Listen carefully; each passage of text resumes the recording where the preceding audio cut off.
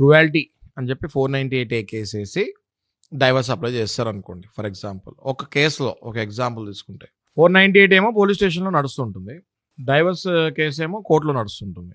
మీరు ఏమాత్రం అన్స్టేబుల్ కాకుండా, డిప్రెషన్లోకి వెళ్ళకుండా, జరిగింది డైజెస్ట్ చేసుకొని, ఎందుకంటే ఇవాళ రేపు చాలా డైవర్స్లు ఈ గొడవలు చాలా కామన్ అయిపోయింది కాబట్టి నేను చెప్తున్నాను.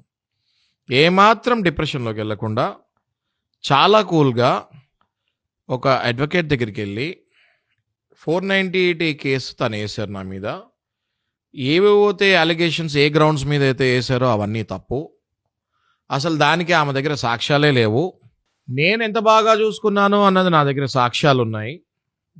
ఫర్ ఎగ్జాంపుల్ అన్ని ఫెసిలిటీస్ ఇచ్చాడు హస్బెండ్, బాగా చూసుకుంటున్నాడు, చుట్టుపక్కల వాళ్ళకి అవన్నీ తెలుసు ఎంత బాగా చూసుకుంటున్నాడు, మెసేజెస్లో ఏమీ అబ్యూసివ్ మెసేజెస్ లేవు, డిలీట్ చేసినవి కూడా ఏం లేవు, ఫోన్లో రికార్డింగ్లో ఎప్పుడు అరిసినట్టు ఏం లేదు, ఇంతకుముందు ఎప్పుడు కొట్టినట్టు ఏం దాఖలాలు లేవు, ఏం మెడికల్ సర్టిఫికేట్స్ లేవు. ఇవన్నీ లేనప్పుడు మీరు ఎందుకు భయపడతారండి? మగవాళ్ళకి చెప్తున్నాను, అబ్బాయిలకు చెప్తున్నా, రీసెంట్లీ మ్యారీడ్ అబ్బాయిలకి మరీ చెప్తున్నా. ఓకే,